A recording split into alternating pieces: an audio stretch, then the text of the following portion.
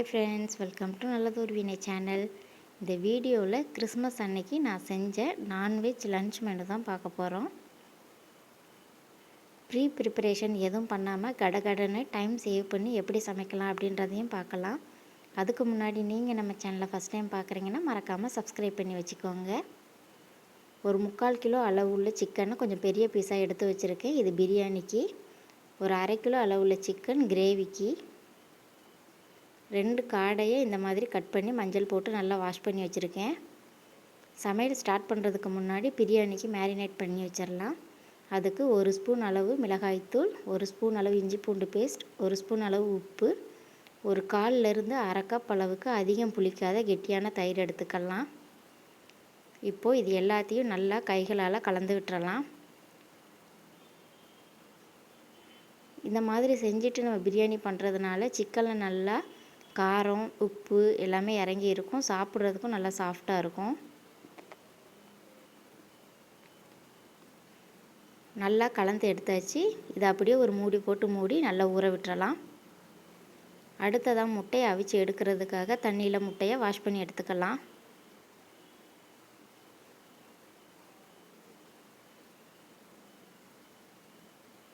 முட்டை வேக வைக்க தண்ணி ஊற்றி அதில் கொஞ்சமாக உப்பு போட்டு ஸ்டவ் ஆன் பண்ணி ஒரு 10 நிமிஷத்துக்கு மட்டும் ஹை ஃப்ளேமில் நல்லா வேக வச்சு எடுத்துக்கலாம்.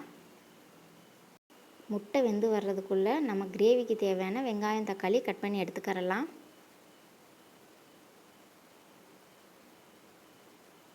இஞ்சி பூண்டு பேஸ்ட்டு மட்டும்தான் ஆல்ரெடி ஃப்ரிட்ஜில் இருந்தது. மற்றது எல்லாமே நான் இப்போ சமையல் பண்ணிக்கிட்டே தான் ரெடி பண்ணிக்கிட்டு இருக்கேன்.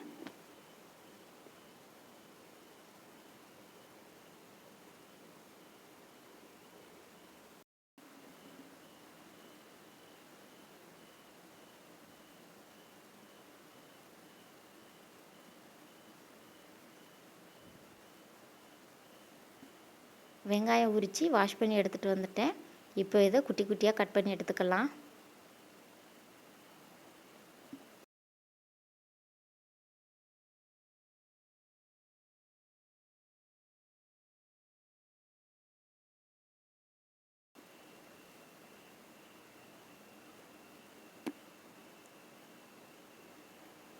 கிரேவிக்கு வெங்காயம் ரெடி ஆயிடுச்சு. காடை ஃப்ரை பண்ணுறதுக்கு சின்ன வெங்காயம் சேர்த்து செய்யலாம். சின்ன வெங்காயத்தை தண்ணியில் போட்டு உரிச்சிங்கன்னா ஈஸியாக தோல் உரிக்க வந்துடும். ஸோ 2 கைப்பிடி அளவுக்கு எடுத்து வச்சுருக்கேன். சிக்கன் நெஞ்சு பகுதியாக இருக்கிறதுனால இதில் ஒரு 2 ஸ்பூன் அளவுக்கு தயிரும் கொஞ்சமாக உப்பும் சேர்த்து நல்லா கலந்து வச்சுக்கிறேன். வெங்காயம் வேகிற அளவு இது ஊறி வந்தால் போதும். சாப்பிட்றதுக்கு கொஞ்சம் சாஃப்டாக இருக்கும்.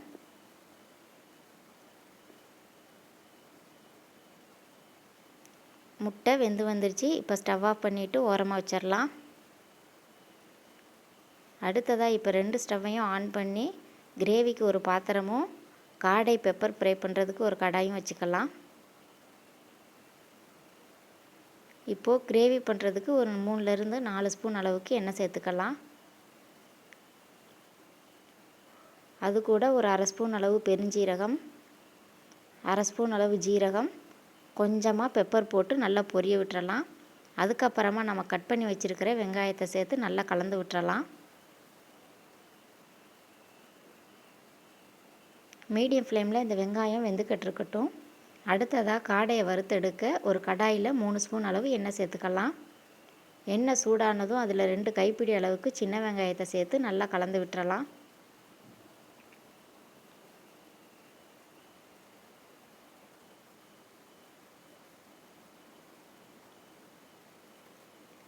நம்ம 2 அடுப்புலையும் சமையல் பண்ணிகிட்டு இருக்கிறதுனால கொஞ்சம் கவனமாக சமையல் பண்ணணும். இப்போது காடைக்கு 2 பச்சை மிளகாயை சேர்த்து நல்லா கலந்து விட்டுறலாம். கிரேவிக்கு வெங்காயம் வெந்துக்கிட்டு இருக்கிற கேப்பில் குட்டியாக ஒரு தக்காளியும் கட் பண்ணி எடுத்துக்கலாம். வெங்காயம் வெந்துக்கிட்டு இருக்கிற கேப்பில் சின்னதாக ஒரு தக்காளியை கட் பண்ணி எடுத்துக்கலாம். சிக்கன் ஆல்ரெடி தயிர் சேர்த்துருக்கிறதுனால சின்ன சைஸில் ஒன்று சேர்த்துக்கோங்க. வெங்காயம் நல்லா இந்தளவு வதங்கி வந்ததும் இதில் அந்த ஒரு தக்காளி பழமும் 1 ஸ்பூன் அளவு இஞ்சி பூண்டு பேஸ்ட்டும் சேர்த்துக்கலாம். காடைக்கும் ஒரு 1/2 ஸ்பூன் அளவு இஞ்சி பூண்டு பேஸ்ட்டு சேர்த்து நல்லா கலந்து விட்டுறலாம்.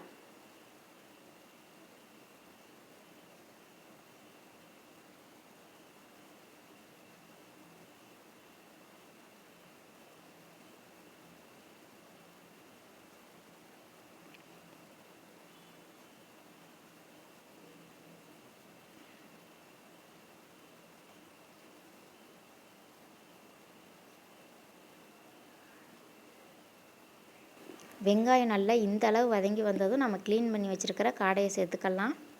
ஃபஸ்ட் டைம் காடை ட்ரை பண்ணுறேன், சூப்பராக வந்தது. இதே மாதிரி நீங்கள் ட்ரை பண்ணி பார்க்கணும் கட்டாயமாக. இதை மீடியம் ஃப்ளேம், ஹை ஃப்ளேம் அப்படின்னு மாற்றி மாற்றி வச்சு நல்லா கிளறி எடுத்துக்கோங்க. வெங்காயம் தக்காளியும் நல்லா வதங்கி வந்துருச்சு. இப்போ இதில் 3 ஸ்பூன் அளவுக்கு வீட்டில் அரைச்ச குழம்பு மிளகாய்த்தூள், 1/2 ஸ்பூன் அளவுக்கு தனி மிளகாய்த்தூள், 1 ஸ்பூன் அளவு மல்லித்தூள், 1/4 ஸ்பூன் அளவு மஞ்சள் தூள், இதெல்லாத்தையும் சேர்த்து அதோட பச்சை வாசனை போகிற அளவு நல்லா வதக்கி விட்டுக்கலாம். இந்த சிக்கன் கிரேவி ரொம்ப சிம்பிளாக பண்ணுறது தான் பிரியாணிக்கு நல்லாயிருக்கும். மசாலா அடி பிடிக்காமல் இருக்கிறதுக்காக கொஞ்சமாக தண்ணி சேர்த்து நல்லா கலந்து விட்டுறலாம்.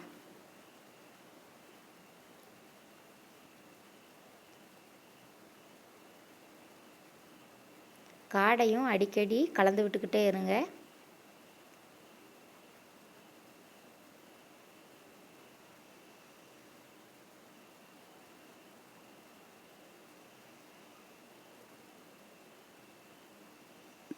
இப்போது மசாலா எல்லாம் நல்லா சுருண்டு பச்சை வாசனை எல்லாம் போய் வெந்து வந்துருச்சு.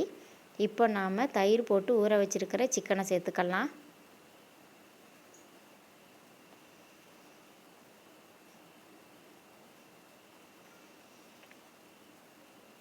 சிக்கனை நல்லா கலந்து விட்டுறலாம்.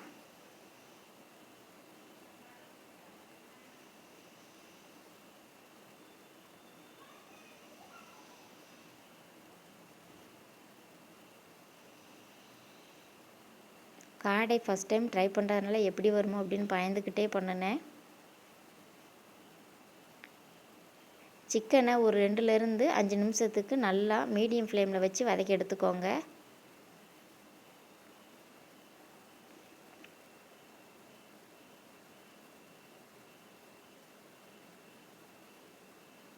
இப்போது சிக்கனுக்கு தேவையான அளவு உப்பு சேர்த்து நல்லா கலந்து விட்டுறலாம்.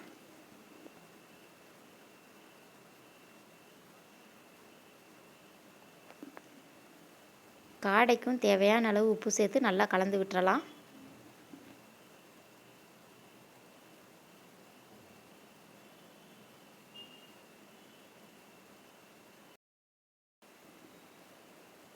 இப்போது சிக்கனை நல்லா கிளறி விட்டுட்டு கிரேவிக்கு தேவையான அளவு தண்ணி சேர்த்து ஒரு 20 நிமிஷத்துக்கு நல்லா வேக வச்சு எடுத்துக்கலாம்.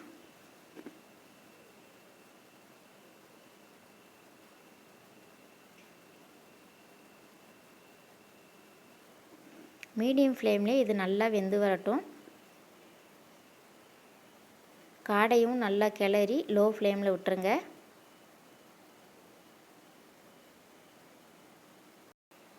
இடையில காடை வெந்துருச்சா அப்படின்னு செக் பண்ணுறதுக்காக ஒரு லெக் பீஸ் எடுத்து ஒரு பிளேட்டில் வச்சு டேஸ்ட் பார்த்துக்கிட்டு இருக்கேன். 3/4 வாசி நல்லா வெந்து வந்துருச்சு. இன்னும் ஒரு 1/4 வாசி வெந்து வந்தால் சூப்பரான காடை ஃப்ரை ரெடி ஆயிரும்.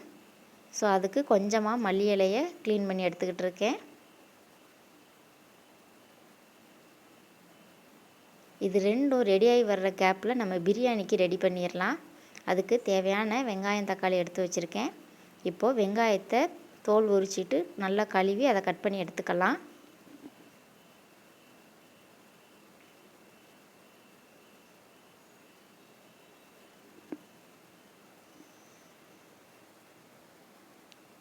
காடையும் நல்லா சுருள சூப்பராக வெந்து வந்துருச்சு.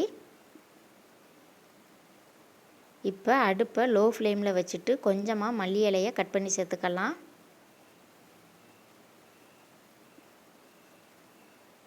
அது கூடவே கொஞ்சமாக கருவேப்பிலை, உங்கள் காரத்துக்கு ஏற்ப மிளகுத்தூள் சேர்த்துக்கோங்க. இப்போது ஸ்டவ் ஆஃப் பண்ணிவிட்டு இதை நல்லா கலந்து விட்டுறலாம். நல்ல மல்லித்தலை, கருவேப்பிலை, அந்த பெப்பரோட வாசனையோட இந்த பெப்பர் ஃப்ரை ரொம்ப சூப்பராக இருந்தது. இதை ஒரு தடவை நீங்கள் கட்டாயமாக ட்ரை பண்ணி பார்க்கணும். ஃபஸ்ட் டைம் தான் ட்ரை பண்ணேன், ஆனால் ரொம்ப ரொம்ப சூப்பராக இருந்தது. அவ்வளோதான், நம்மளோட காடை ஃப்ரை ரெடி ஆயிடுச்சு. எப்படி இருக்குன்னு டேஸ்ட் பார்த்துடலாம்.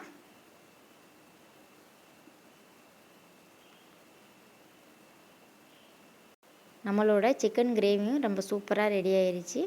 இப்போது இதில் ஒரு பச்சை மிளகாய், கொஞ்சமாக கட் பண்ண மல்லி இலைகளை சேர்த்து நல்லா கலந்து விட்டுறலாம். வேணும்னா இதில் கொஞ்சமாக தேங்காய், முந்திரி, பெருஞ்சீரகம், ஜீரகம் சேர்த்து நல்லா அரைச்சிட்டு சேர்த்துக்கோங்க. இன்னுமே டேஸ்ட்டாக இருக்கும்.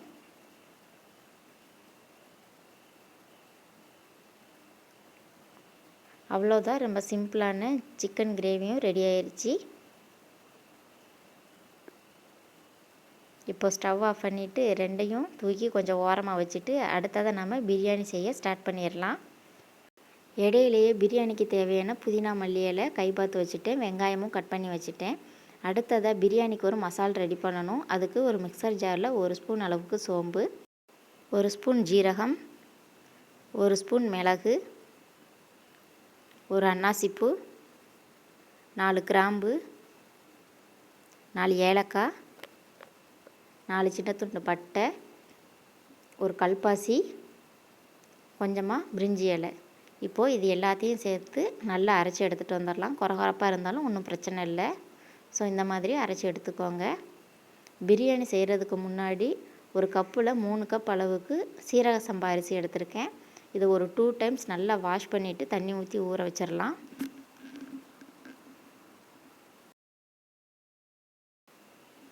இப்போது ஸ்டவ்வில் ஒரு பிரியாணி பாத்திரம் வச்சு ஸ்டவ் ஆன் பண்ணிக்கலாம். சட்டி சூடாகி வர நேரத்துக்குள்ளே நம்ம அரிசியை கழுவி எடுத்துக்கலாம்.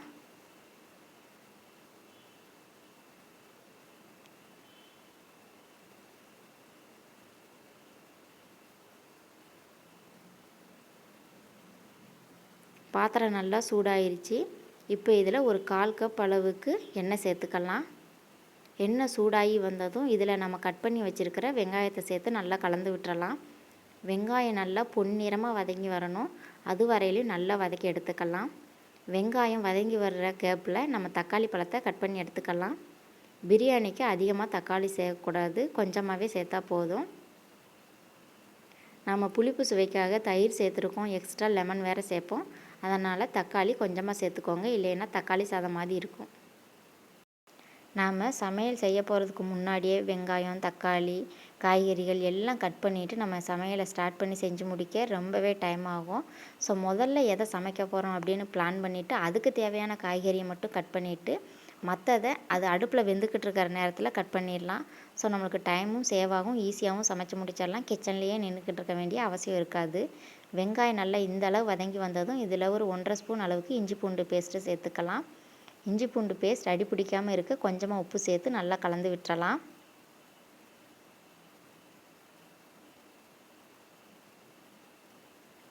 இஞ்சி பூண்டோட பச்சை வாசனையெல்லாம் நல்லா போனதுக்கு அப்புறமா நம்ம கழுவி வச்சிருக்கிற ஒரு கைப்பிடி அளவு புதினாவையும் ஒரு கைப்பிடி அளவு மல்லி இலையும் சேர்த்து நல்லா வதக்கி விட்டுறலாம்.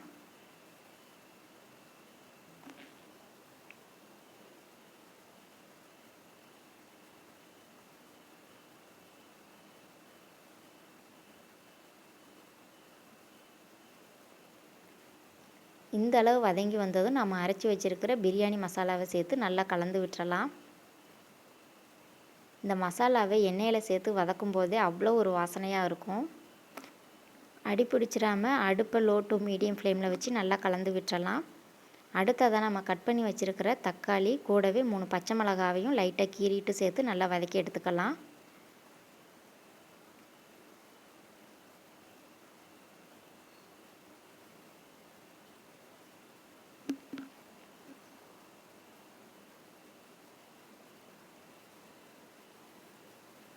வெங்காயம் தக்காளி இந்த அளவு வதங்கி வந்ததும் இதில் நாம் மேரினேட் பண்ணி வச்சுருக்கிற சிக்கனை சேர்த்து நல்லா கலந்து விட்டுறலாம். இடையே அடுப்பை மீடியம் ஃப்ளேம் ஹை ஃப்ளேம்னு மாற்றி வச்சு சிக்கனை ஒரு பாதி அளவு நல்லா வேக வச்சு எடுத்துக்கலாம்.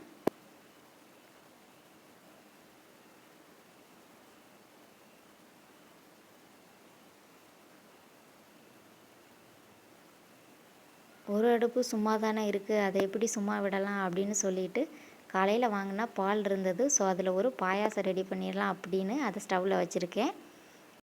2 ஸ்பூன் அளவு ஜவ்வரிசி எடுத்து நல்லா வாஷ் பண்ணிவிட்டு ஊற வச்சுருக்கேன். பால் கொதித்து வர்ற நேரம் மட்டும் ஊறி வந்தால் போதும். ஸோ பிரியாணி கவனத்தில் இருக்கும்போது கொஞ்சமாக பாலும் பொங்கி வழிஞ்சிருச்சு, எக்ஸ்ட்ரா ஒரு வேலையாயிருச்சு.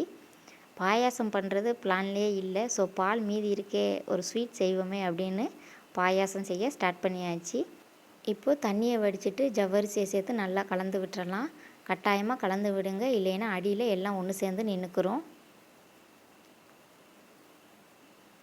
சிக்கனுமே ஒரு பாதி அளவு நல்லா சூப்பராக வெந்து வந்திருக்கு.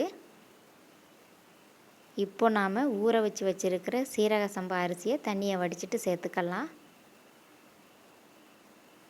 ஒரு தடவை லைட்டாக கலந்து விட்டுறலாம்.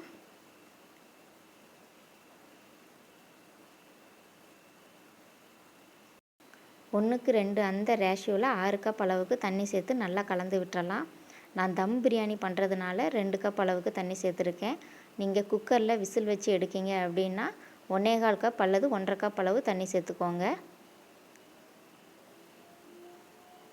இப்போது நல்லா கலந்து விட்டுட்டு இதில் ஒரு லெமனை சேர்த்து நல்லா புழிஞ்சு விட்டுறலாம்.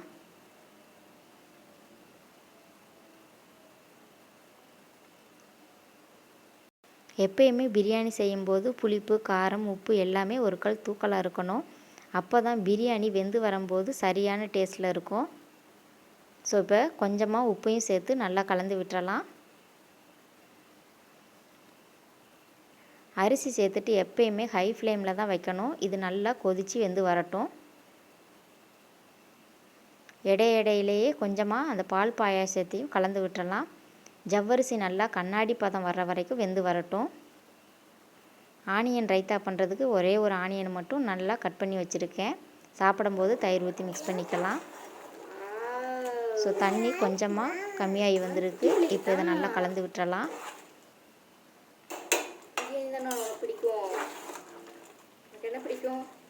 அடுப்பு ஹை ஃப்ளேம்லேயே தான் இருக்குது.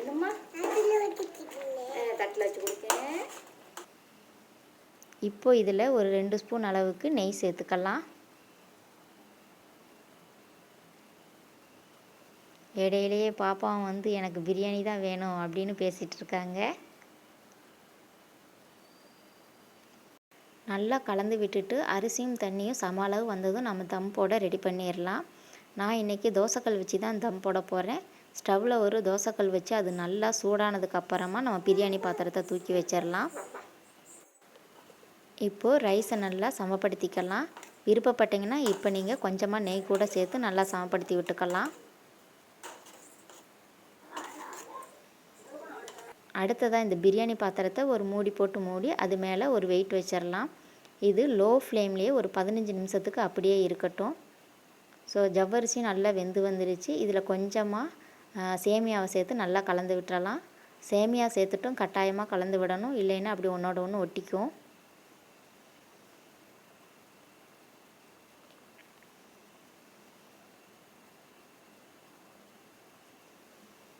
சேமியாவும் நல்லா வெந்து வந்ததுக்கு அப்புறமா பாயாசத்துக்கு தேவையான சுகர் சேர்த்து நல்லா கலந்து விட்டுறலாம்.